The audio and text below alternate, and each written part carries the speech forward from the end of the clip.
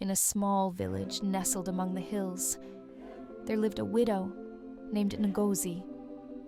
Her life had been filled with hardship since her husband's death, but she found solace in her 2 children, her daughter, Chimaka, and her son, Obina. Ngozi had been a beautiful woman in her youth, and Chimaka, the eldest, bore a striking resemblance to her. People in the village often commented on how much Chimaka looked like her mother, with the same radiant smile and smooth skin. Ngozi loved Chimaka dearly, seeing in her daughter the woman she had once been, full of hope and promise. Chimaka, however, had begun to change as she grew older. What started as innocent curiosity about the world outside their home slowly turned into rebellion. Despite her mother's constant warnings and advice, Chimaka found herself drawn to a group of older girls in the village who led lives far different from the simple, disciplined life her mother had tried to instill in her. These girls were flashy, often boasting of their adventures in the nearby town, where they would meet boys and indulge in the pleasures of city life. They wore bright clothes, spent money carelessly, and always seemed to have fun. Chimaka, though still young, was captivated by their stories of freedom and excitement. She began to sneak out of the house to meet them, staying out late and ignoring her mother's calls to return home. At first, Ngozi tried to be patient. She had been young once, and she understood the temptations of youth. But as time passed, Chimaka's behavior grew worse. She started skipping school, lying about her whereabouts, and spending more time with boys who Ngozi knew would only lead her down a dangerous path. One boy in particular, Namdi, a mechanic from the village, had caught Chimaka's attention. He was older, brash, and had a reputation for being reckless. Ngozi knew he was trouble, and she did everything in her power to keep her daughter away from him. One evening, as Chimaka prepared to leave the house yet again, Ngozi stood in her way, her face etched with worry. "Chimaka, you are going too far," Ngozi said, her voice trembling with a mixture of love and frustration. "You are my daughter, and I love you, but I cannot sit back and watch you destroy your life. Namdi is not the kind of boy you should be spending time with." Chimaka rolled her eyes, brushing past her mother. "You don't understand, Mama.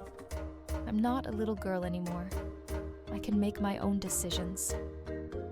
You may think you're grown, but the world is harsh, Chimaka," Ngozi pleaded, grabbing her daughter's arm. "These friends of yours will abandon you when you need them the most. Please, listen to me." But Chimaka only pulled away, her eyes cold. "I know what I'm doing, Mama. Stop trying to control me." With that, she left the house, leaving her mother standing in the doorway, her heart breaking.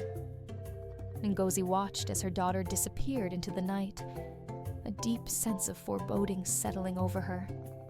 She had raised Chimaka with love, but love, it seemed, was not enough to save her daughter from the dangers that lay ahead. Chimaka's relationship with Namdi grew quickly, despite her mother's constant warnings. Namdi, with his easy smile and quick charm, made Chimaka feel special. He would take her on rides to the nearby town on his motorcycle, showing her a life filled with excitement and freedom. At least, that's what Chimaka believed. She began to skip school more frequently, spending her days at Namdi's workshop or hanging around with his friends. Namdi would often boast about his skills as a mechanic, but the truth was, he was more interested in impressing Chimaka than working hard.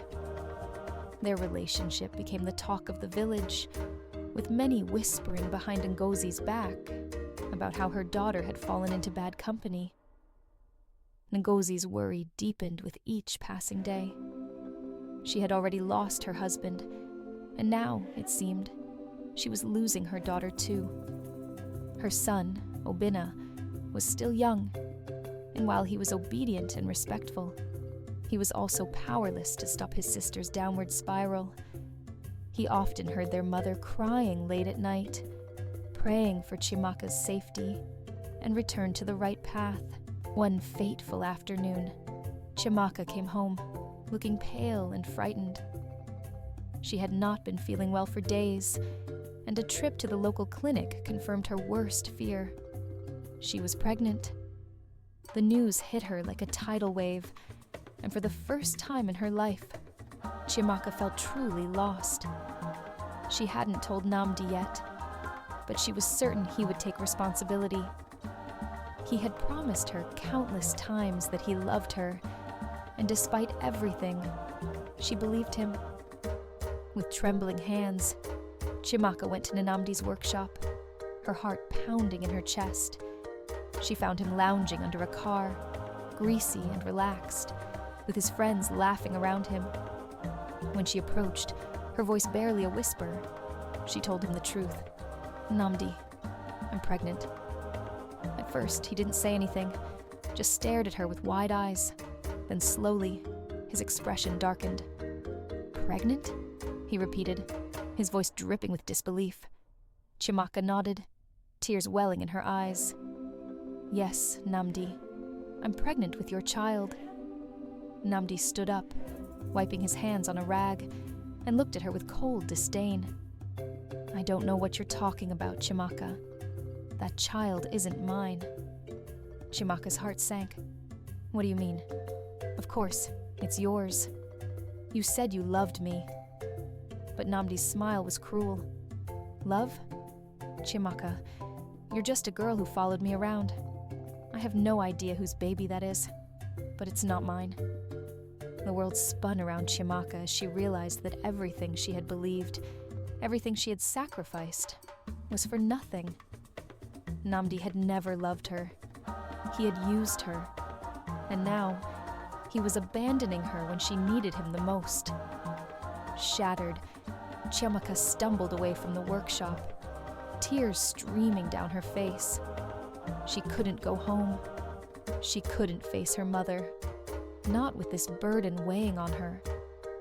Desperate and broken, Chimaka turned to the only friends she had left, the same girls who had led her down this path in the first place. They told her about a solution, a way to rid herself of the pregnancy. It was dangerous, but in her desperation, Chimaka didn't care. She would do anything to erase this mistake. That night, Chimaka made a choice that would change her life forever. Her friends had given her a substance, something they claimed would take care of the problem without anyone ever knowing. Chimaka, lost in her pain and fear, took the substance without fully understanding the consequences. But the decision to end her pregnancy proved fatal. Within hours, Chimaka began to feel excruciating pain. Her body convulsed, and she collapsed on the floor of her room, gasping for air. By the time her mother found her, it was too late. Ngozi screamed in agony as she cradled her daughter's lifeless body, her heart shattering into a million pieces. Chimaka, the girl who had once been her mirror image, was gone. She had been lost to the world of temptation, lies, and deceit. And now, she was gone forever. The villagers came to the house, drawn by Ngozi's wails of grief. They gathered around, whispering in hushed tones, but none dared to approach.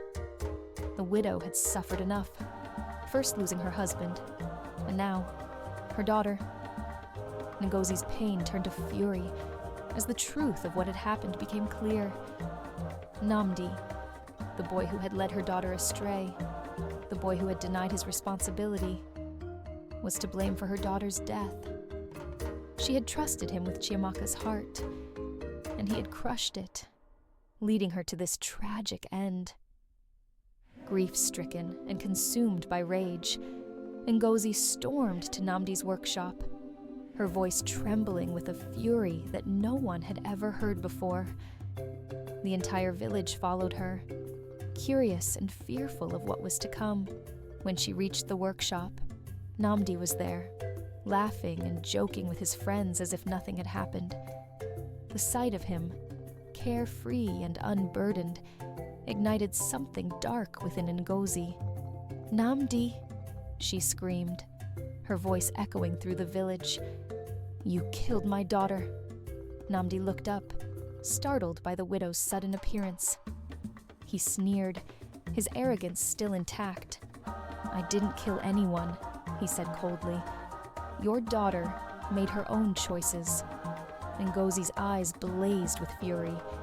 "You took advantage of her, used her, and denied her when she needed you the most. Now, she's dead because of you."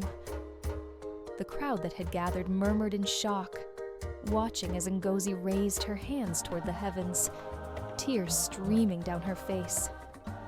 "By the blood of my daughter, I lay a curse on you, Namdi," Ngozi shouted, her voice filled with a power no one had ever heard before.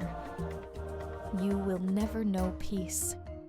You will wander this earth in madness, tormented for the rest of your days. You will feel the pain you caused my daughter, and you will suffer for what you have done."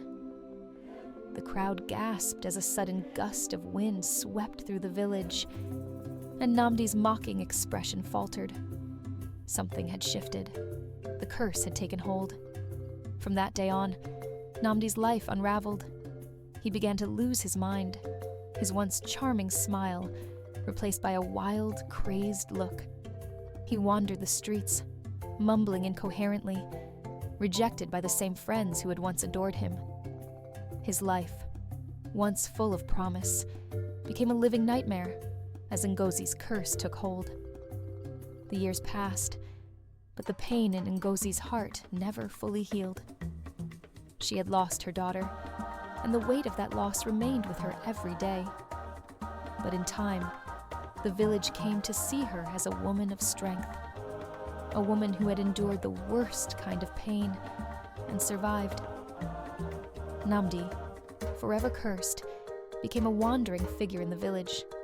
His life was a cautionary tale, a reminder to all of the consequences of selfishness and deceit.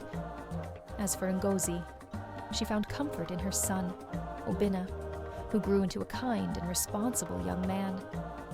He was determined to honor his mother and his sister's memory by living a life of integrity and love. Though the scars of the past remained, Ngozi and Obinna built a new life together, finding solace in each other